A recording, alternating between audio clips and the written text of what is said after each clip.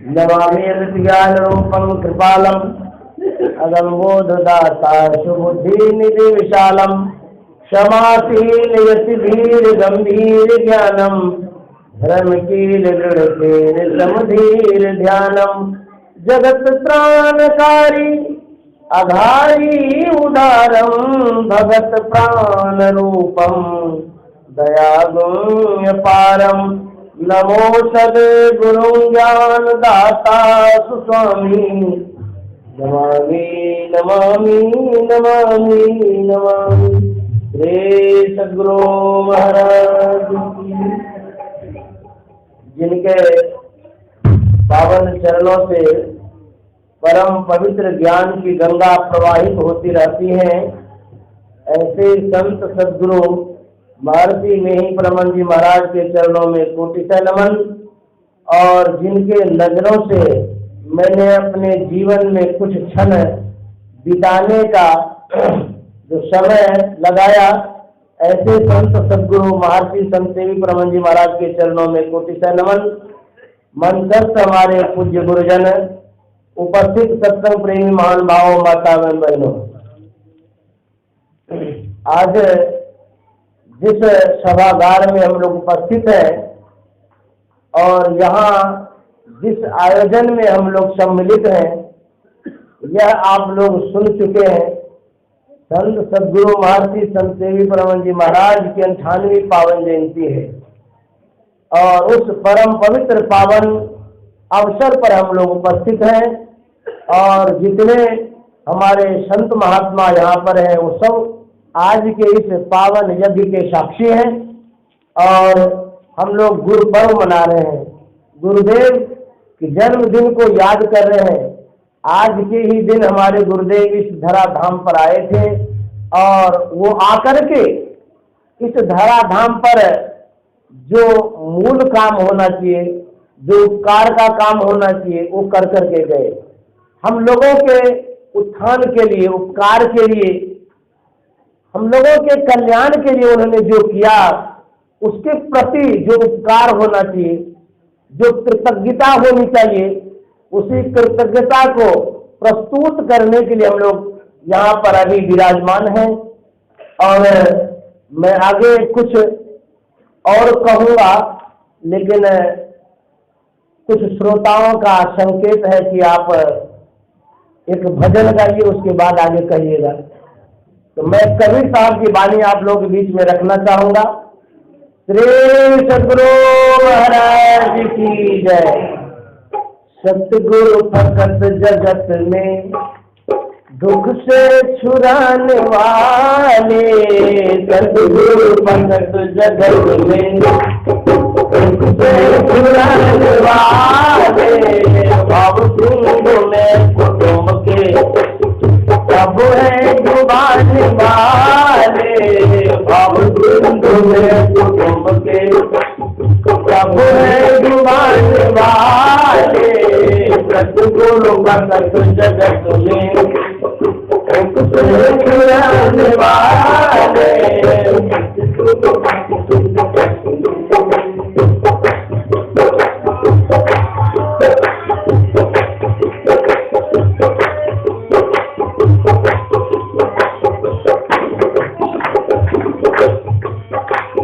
माता पिता तुम्हारे कल्याण सुख दिखाए, माता पिता तुम्हारे माता पिता तुम्हारे कल्याण सुख दिखाए, माता पिता तुम्हारे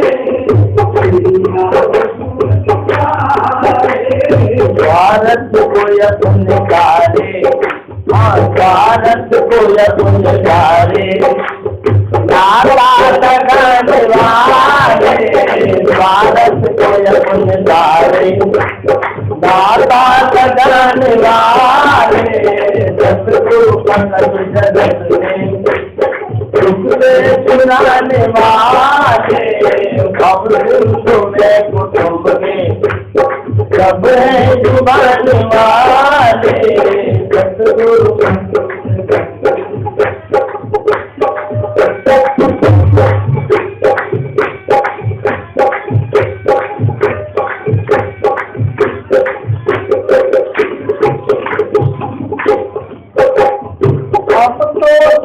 झलेरे कहता है तुमको मेरे अब तो सबे झलेरे कहता है तुमको मेरे अब तो सबे झलेरे कहता है तुमको मेरे अब तो सबे झलेरे कहता है तुमको मेरे आखिर को न कोई तेरे आखिर को न कोई तेरे पैगाम आने वाले आखिर को न कोई तेरे पैगाम आने वाले गुरु जगत में दुख से चुराने वाले अब हिंदू में कुटुंब में सब है डुबाने वाले सतगुरु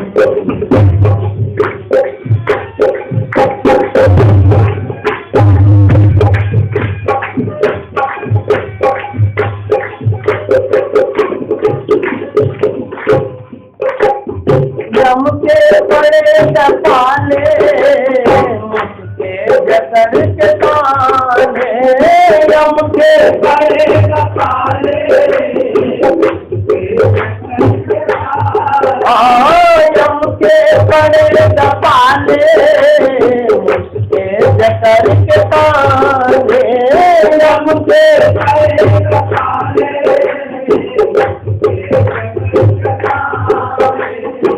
कोई न उस ठिकाने कोई न उस ठिकाने कोई बचाने वाले कोई न उस ठिकाने कोई बचाने वाले सतगुरु प्रकट जगत में तुमसे चुराने वाले अब हिंदू में कुटुंब में डुबाने वाले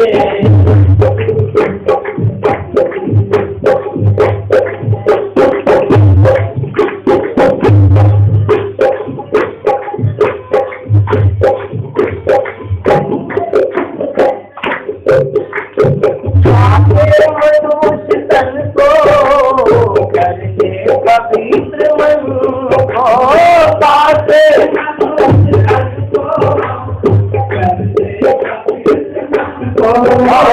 पासे मनुष्य तन को कर दे पवित्र मन को पासे मनुष्य तन को कर दे पवित्र मन को पूजे न देख तन को पूजे न देख तन को दौलत कमाने वाले तन को दौलत कमाने वाले सतगुरु प्रकट जगत में दुख से चुराने वाले सब डुबाने वाले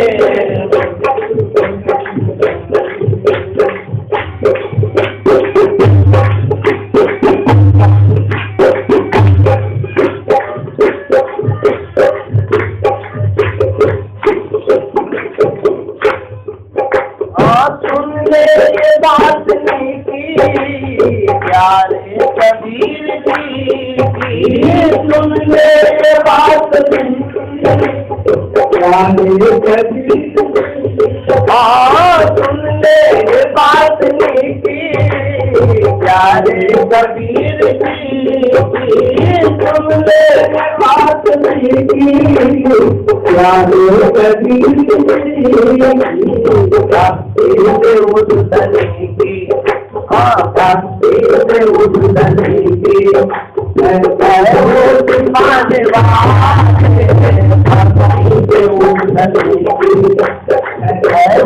पाने वाले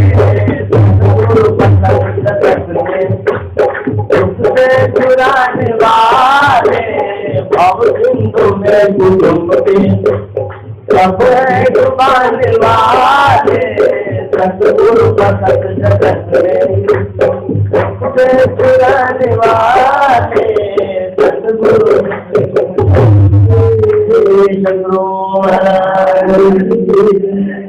अब मैं कुछ काल तक गुरुदेव के साथ आप लोगों को जोड़ना चाहता हूँ, उनकी झांकियों को आपके सामने प्रस्तुत करना चाहता हूँ। जो आपकी सेवा में हाजिर होगा वह मेरे स्मरण के आधार पर होगा और मुझे जैसा आता है मैं वैसा ही प्रस्तुत करूंगा। हमारे गुरुदेव बिहार में उत्पन्न हुए 20 दिसंबर को 1920 में, और उनका जो अवतरण था वह अद्भुत अवतरण था और विलक्षण अवतरण था। एक बार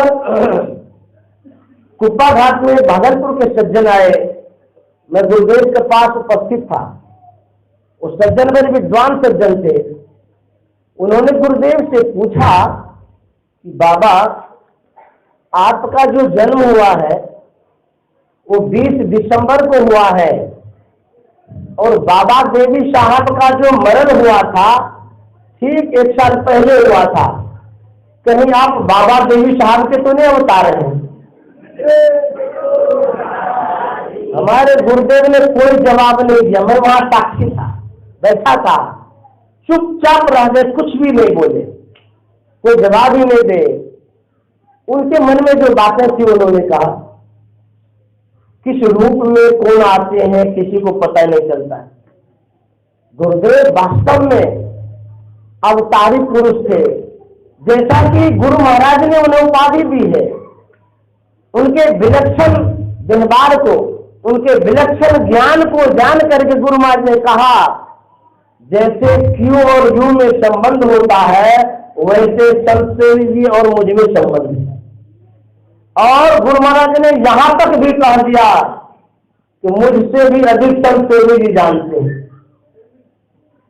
इतना ज्ञान उनके पास था, और जानते कैसे? गुरु महाराज ने प्रदान कर दिया। गुरु महाराज ने उनको ज्ञान दिया है, अपने सानिध्य में रख करके सब तरह का ज्ञान दिया है, साधना के अंतस्थल तक पहुंचा दिया। और जो हुजूर थे वास्तव में वो गुरु महाराज थे, जो गुरु महाराज थे वो हुजूर।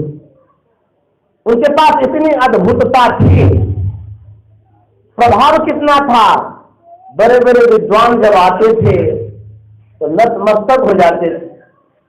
हमारे रतन बाबा ने आप लोगों के सामने प्रस्तुत भी किया, रेखा दीदी ने भी कहा उनकी विशेषता के विषय में, और महात्माओं ने भी कहा। वास्तव में वो बड़े विलक्षण से अद्भुत थे। एक बार एक वकील साहब गुरु महाराज से दीक्षा लेने के लिए आए। वकील साहब ने गुरु महाराज से कहा कि मैं दीक्षा लेना चाहता हूं आपसे। गुरु महाराज ने कहा कि आप जाइए संतसेवी जी से ले लीजिए। वकील साहब थे, वो तो दूसरे को अपील देते हैं। वकील साहब ने कहा, बाबा आपसे मैं दीक्षा लेने के लिए आया हूं और आप कहते हैं संतसेवी जी से ले लीजिए। मेरी तो इच्छा आपसे दीक्षा लेने की है। गुरु महाराज ने कहा कि मान लिया जाए मेरे अलमीरा में रुपये रखे हुए हैं, कोई व्यक्ति मुझसे उधार पैसा लेने के लिए आता है, कुछ रुपया वो मांगता है।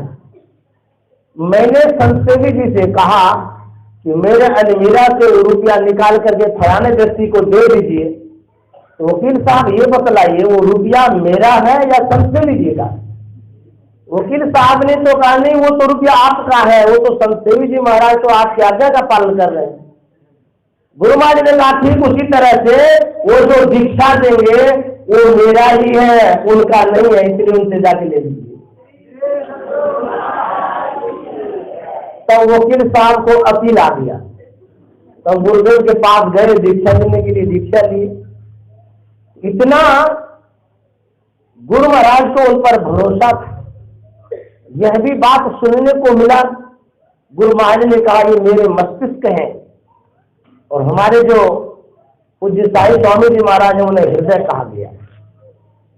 2 पार्ट में बांट दिया गया, दोनों शरीर का ही अंग है, दोनों इंपॉर्टेंट अंग है, तो दोनों को मानते थे। हमारे गुरुदेव जो थे मस्तिष्क स्वरूप थे, उनकी और विलक्षणता थी।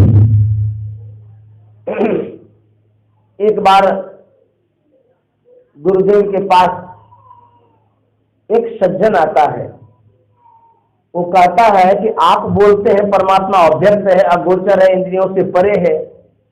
जब परमात्मा आंख से दिखाई नहीं देगा, जिसे मैं आंख से देख न सकूंगा, उसे मैं नहीं मानता हूं। गुरुदेव ने कहा कि विश्वास की बात है, माना जाता है। जो आंख से नहीं दिखाई जाता उसे भी मानना पड़ता है। तो सज्जन ने कहा कि मैं नहीं मानता हूं, जो आंख से दिखाई नहीं देता उसे मैं कैसे मानूंगा। गुरुदेव ने कहा अच्छा हमको ये बतलाइए, आप अमेरिका देखे हैं? उन्होंने कहा नहीं, अमेरिका तो नहीं देखा, कभी गया भी नहीं हूं। गुरुदेव ने कहा आप भी अमेरिका नहीं देखे, मैं भी अमेरिका नहीं गया हूं, मैंने भी नहीं देखा है, इसलिए आप भी अमेरिका को नहीं मानिए, मैं भी नहीं मानूंगा। उन्होंने चट्टे गए, अमेरिका तो है। गुरुदेव ने कहा किस आधार पर आप कहते हैं अमेरिका है? आप ही तो कहते हैं जो आपसे दिखाई नहीं देता उसे नहीं मानता हूं, कौन सा आधार है मानने का? उन्होंने कहा कि विश्व का जो नक्शा है उसमें अमेरिका का स्थान है। गुरुदेव ने कहा आप नक्शा को मानते हैं? बोले हाँ मानता हूं, उस पर विश्वास है। बोले आपको नक्शा पर विश्वास है और मुझे पिंड और ब्रह्मांड पर विश्वास है, उसमें देख लीजिए गुरु महाराज ने ईश्वर स्वरूप के विषय में बतलाया है, वो है कि नहीं? उन्होंने कहा तब मैं मान गया। इस तरह से लोगों को ऐसी अद्भुत ज्ञान दिया करते थे गुरुदेव। उनके अंदर में गुरु भक्ति कितनी थी, विनम्रता कितनी थी, सुशीलता कितनी थी। एक छोटी सी घटना सुनाता हूं। गुरुदेव स्वास्थ्य लाभ की दृष्टि से दिल्ली गए थे। वहां पर जो गर्दन में पेन हो गया था, डॉक्टर को दिखा रहे थे। डॉक्टर ने कहा कि बाबा आपकी जो गर्दन झुकी है इसको थोड़ा स्ट्रेट करिए, सीधा करिए। जब गर्दन सीधी हो जाएगी, ये जो पेन है, जो दर्द है, इसमें आपको लाभ मिलेगा। गुरुदेव ने कहा कि मेरी गर्दन अब सीधी नहीं हो सकती, मैं सीधे में नहीं बैठ सकता हूं। बोले यदि आप सीधे में नहीं बैठ पाएंगे, ये दर्द जो है ठीक नहीं हो सकता है। गुरुदेव ने कहा दर्द ठीक हो या ना हो, मैं अपने गर्दन को सीधा नहीं कर पाऊंगा, नहीं ऊपर उठा सकूंगा। डॉक्टर को बड़ा आश्चर्य हुआ। उन्होंने कहा कि महाराज तो छोटी सी तो बात है, आप सीधा ऐसे कर दीजिए गर्दन को, बस हो गया। आप ऐसे झुका करके बैठते हैं। गुरुदेव ने कहा डॉक्टर साहब मैं क्या बतलाऊं, जब मैं अपने गुरुदेव की सेवा में रहता था, जिस समय सेवा में उपस्थित होता था, उस समय उनके चरणों के अलावा उनके चेहरे को नहीं देखता था। जब तक मैं उनकी सेवा में रहा, जब तक सेवा में उपस्थित रहा, चरण के अलावे चेहरा पर नजर नहीं डालता था। हमारी गर्दन इसलिए झुकी जो झुकी, अब सीधी हो गई नहीं। ये उनकी गुरुभक्ति थी। ऐसे अद्भुत सेवक थे वो। एक विवाहिता जब लड़की ससुराल आती है तो उनकी नजर झुकी रहती। इनमें कितनी विनम्रता थी, गुरु महाराज के चरणों को ही देखते रहते थे। और गुरु महाराज की सेवा इन्होंने किस रूप में किया जानते हैं? गुरु महाराज की सेवा इन्होंने साक्षात परमात्मा के स्वरूप में किया। इनको विश्वास हो गया था ये परमात्मा के ही अवतार हैं और उसी श्रद्धा और भक्ति से उन्होंने सेवा किया है। इसलिए उनकी जो आज्ञा होती थी वो ब्रह्मा का लकीर होता था। ऐसा संस्मरण सुनने को मिला है। जो गुरु महाराज काट लेते थे वो काट नहीं सकते थे। एक बार गुरु महाराज ने कहा, उस शनिवार था, गुरु महाराज ने कहा कि नख काट दीजिए। गुरुदेव ने कहा कि हुजूर आज तो रविवार नहीं है। गुरु महाराज ने कहा नहीं आज रविवार है। हुजूर ने कहा हाँ सरकार आज रविवार। मतलब जो गुरु महाराज काट दिए वही दिन हो गया। इतनी गुरु भक्ति होनी चाहिए। गुरु महाराज जो कहते थे वही ये कर देते। इनके अंदर में बड़ी श्रद्धा थी, विश्वास था। गुरु महाराज की सेवा में सुबह से लेकर के शाम तक तो रहते ही थे। जब शयन में जाते थे, देखा दीदी ने कहा रहा था अभी, कहा अभी स्वप्न में भी सेवा करते थे। वास्तव में एक स्वप्न जगत की गाथा जो किताब है वो गुरुदेव के द्वारा रचित है। वह पांडुलिपि मुझे मिली, मैंने उसे प्रकाशित किया। उसमें स्वप्न में जो उन्होंने सेवा की है, अद्भुत सेवा की। वैसा सेवा कोई बिरले करते होंगे। हमारे गुरुदेव जागृत की कौन कहे, स्वप्न में भी सेवा करते, ऐसे विलक्षण प्रतिभाशाली थे वो। एक बार दिल्ली गए। दिल्ली में आंख कान गला डॉक्टर को दिखाना था। डॉक्टर साहब के पास उपस्थित हुए। जैसे गुरुदेव को डॉक्टर साहब ने देखा, डॉक्टर साहब तुरंत पूछ दिए कि बाबा आप किनको मानते हैं? गुरुदेव ने कहा कि मैं एक ईश्वर को मानता हूं। डॉक्टर साहब ने कहा कि मैं भी देवी देवता को मानता हूं। गुरुदेव ने कहा आप किन देवी देवताओं को मानते हैं? बोले बहुतों को मानता हूं। गुरुदेव ने कहा कि बहुतों में तो 33 करोड़ देवी देवता है, कितने को मानते हैं? बोले उतना को तो नहीं मानता, फिर भी बहुतों को मानता हूं। बोले बहुतों में कुछ नाम बताइए। डॉक्टर साहब ने 2 4 10 देवता का नाम बतला दिया और कहा कि ठीक करता हूं। गुरुदेव ने कहा आप देवी देवताओं की उपासना करते हैं, सो तो ठीक ही करते हैं, लेकिन बहुदेव उपासी बने हैं, बहुतों की उपासना करते ये ठीक नहीं करते। डॉक्टर साहब ने कहा बाबा आप मानते आए हैं, मान रहे हैं सबको। बोले सबको तो नहीं मानते, आप जो नाम बतला रहे हैं ये तो जो 2 4 10 ही है, सब तो 33 करोड़ देवी देवता है। बोले मैं मान रहा हूं, क्या करेंगे? गुरुदेव ने कहा कि डॉक्टर साहब अभी आप स्पेशलिस्ट हैं, इसके पहले क्या थे? बोले इसके पहले मैं MBBS था, सर्जन था, जनरल इलाज करता था। बोले कि अभी आपकी जितनी मान्यता है, जब MBBS थे उस समय कितनी मान्यता थी? बोले उस समय तो मैं साधारण जैसा डॉक्टर था, लेकिन मैं अभी स्पेशलिस्ट हूँ और मेरी मान्यता बहुत है, मैं विख्यात डॉक्टर हूँ, बहुत लोग हमारी इज्जत करते हैं, मानते हैं। गुरुदेव ने कहा डॉक्टर साहब ठीक उसी तरह से जब आप बहुदेव उपासी बने रहेंगे, सभी देवी देवताओं को उपासना करते रहेंगे, तब तो MBBS बने रहेंगे और एक ईश्वर की उपासना करेंगे तो स्पेशलिस्ट बन जाएंगे। अद्भुत शिक्षा दिया करते थे, समझाने की कला गुरुदेव से कोई सीखे। एक बार नेपाल गए थे गुरुदेव, वहां संतमत का सत्संग था। उस सत्संग में मुसलमान साहब आए थे, वीडियो साहब। बातचीत हुई, परिचय हुआ। गुरुदेव जान गए कि मुसलमान साहब हैं। उनसे कहते हैं कि वीडियो साहब आप तो मुसलमान साहब हैं, आप पंच वक्ती नमाज अदा करते होंगे। वीडियो साहब ने झट से कहा कि बाबा मैं तो जन सेवा करता हूं, जन सेवा से मुझे फुर्सत कहां मिलती है, और जन सेवा से बढ़कर और क्या सेवा होगी। गुरुदेव के सामने किसी की चतुराई नहीं चलती थी, कितना भी बड़ा विद्वान हो। तो गुरुदेव ने कहा कि मौलवी साहब आप नमाज नहीं पढ़ते हैं, लेकिन कुरान शरीफ से तो अवगत होंगी। बोला हाँ, उनको तो हम लोग जानते ही हैं, मुसलमान कौन नहीं जानता है। बोले कि कुरान शरीफ में सबसे बड़ा किन्हें कहा गया है? वीडियो साहब ने कहा झट से सबसे बड़ा तो अल्लाह ताला को कहा गया है। तो गुरुदेव ने कहा कि वीडियो साहब सबसे बड़ा जब अल्लाह ताला है तो सबसे बड़ी सेवा अल्लाह ताला की होगी, जन सेवा होगी। वीडियो साहब के मुंह में ताला लग गया, कुछ बोल नहीं पाए। उन्होंने कहा कि बाबा मैं क्या बतलाऊं, सबसे बड़ी सेवा तो अल्लाह ताला की होगी।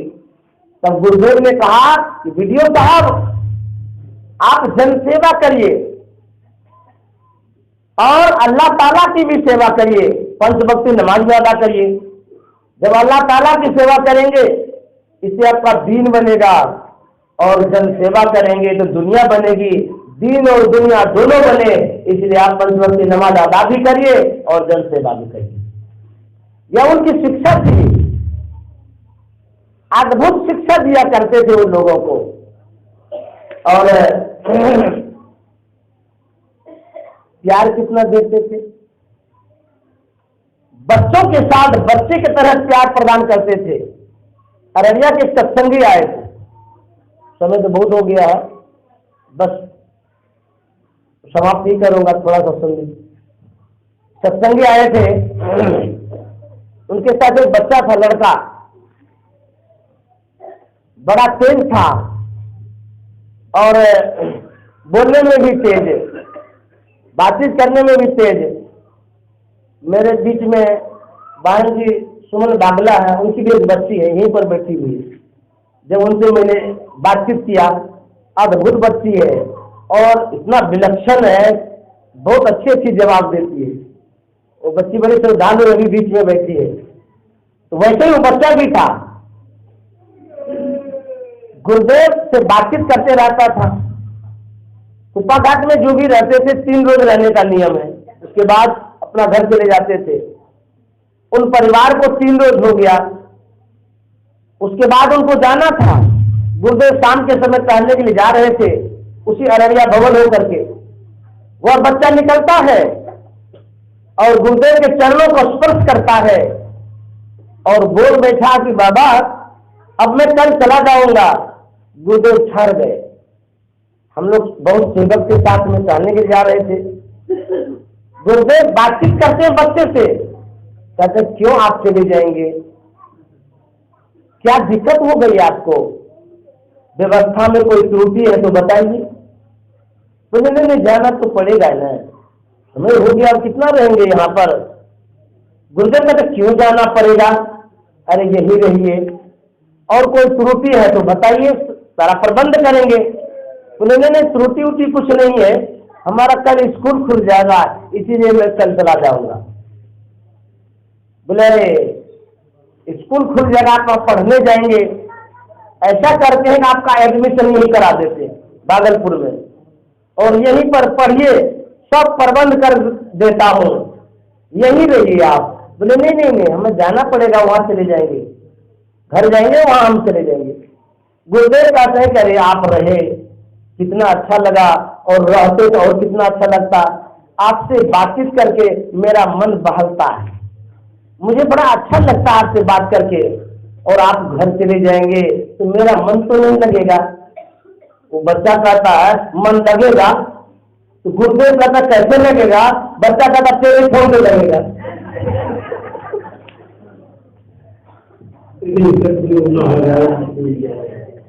तो गुरुदेव जो प्यार बांटते थे, प्यार में पूर्णता होती थी, पूर्ण परिचय होता था, पूर्ण पहचान होती थी और पूर्ण प्यार होता था।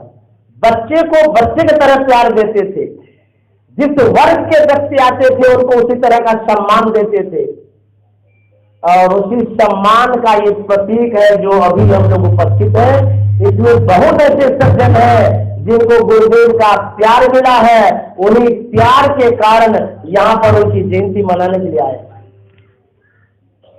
उसने क्या नहीं दिया है, बहुत कुछ दिया है, लौकिक संपदा दिया, पारलौकिक निधि प्रदान किया है, बहुत कुछ दिया है, और वो देते ही रहेंगे। हमारे ऐसे अद्भुत और विलक्षण संत सदगुरु महर्षि संत सेवी परमहंस जी महाराज से मैं अब आपका वक्त नहीं लेना चाहूंगा, क्योंकि आप लोग घर भी जाएंगे, ठंडी का मौसम है। और मेरे बाद यहाँ की जो व्यवस्थापिका है रेणु देवी जी, वो भी 2 शब्द आप लोगों के बीच में रखना चाहेंगी। मैं उन्हें धन्यवाद देना चाहता हूँ कि इन व्यवस्था में उनका बहुत बड़ा योगदान रहता है। उनका ही नहीं, उनके परिवार का भी, बच्ची का भी, प्रदीप बाबू का भी, उनके पतिदेव के, उनके जितने सदस्य हैं सब लगे रहते हैं। रेखा दीदी ने कहा जो वास्तव में विशाखा के व्यवहारों को ही अपना चुकी है। भले विशाखा हम लोगों की नजर से दूर है, लेकिन व्यवहार तो ऐसी ये करती है, तन से, मन से, धन से, वचन से। और इनके अंदर में कितनी निष्ठा है मैं बतलाना चाहता हूं। इनके लड़के की शादी होने वाली है और वह तिथि इसी 20 दिसंबर के लगभग का था। इनके समधी साहब ने कहा कि अभी लगन है, विवाह कर लीजिए लड़के का। इन्होंने कहा मेरे लड़के की शादी का जरूर लगन है, लेकिन हमारे गुरुदेव की जयंती पड़ती है, मैं उस समय हरगिज नहीं समय दे सकता हूँ। शादी को मैं टाल रही हूँ और गुरुदेव की जयंती जब हो जाएगी मैं तब लड़की की शादी करूँगी। उनके समधी साहब को बड़ा आश्चर्य लगा, अरे जयंती है तो क्या है, बोले दीजिए। लेकिन नहीं, इन्होंने कहा मेरे गुरुदेव की जयंती प्राथमिकता है, पहले उनकी जयंती, उसके बाद शादी विवाह कुछ होगा, चाहे जितना करना हो करने दीजिए। जानते हैं 3 महीने समय को आगे बढ़ा दिया गया, अब इसके बाद शादी होगी। तो इनके अंदर में है निष्ठा, श्रद्धा भक्ति तो है। समस्याएं, संकट सबके जीवन में आता है। मैं गुरुदेव से प्रार्थना करूंगा संकट कारण सदगुरु जी इनके ऊपर कृपा बना के रखें। हमारे बीच जो इस साधना शिविर में गुरु बहन साध्वी रेखा दीदी जी आई, इनका बड़ा उपकार रहा। इन्होंने 10 दिनों तक संतमत की बातों को हम लोगों के सामने रखा। इनकी बातों को सुनकर के महिला वर्ग में बड़ा प्रसन्नता, खुशहाली आई और लोगों ने कहा मुझे बड़ा अच्छा लगा। मैं उन्हें बहुत बहुत धन्यवाद देता हूँ। हमारे जो साधक बहुत कठिनाई के साथ तप किया, व्रत किया है और उन्होंने तपस्या किया, यहाँ आकर के उन्होंने जो कुछ किया उनके लिए मैं उन्हें बहुत बहुत धन्यवाद देता हूँ।